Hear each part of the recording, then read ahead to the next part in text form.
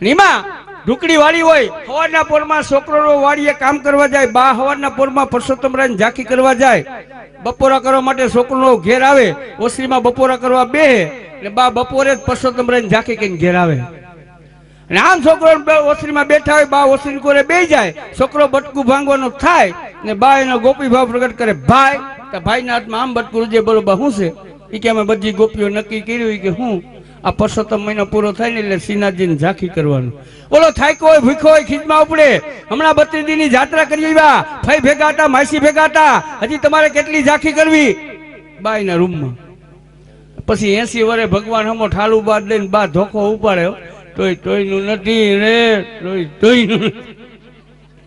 એમાં એક ફેરી આ પરસોત્તમ મહિનો ને 20 ક્રિકેટ બે થઈ ગયા ભેગા.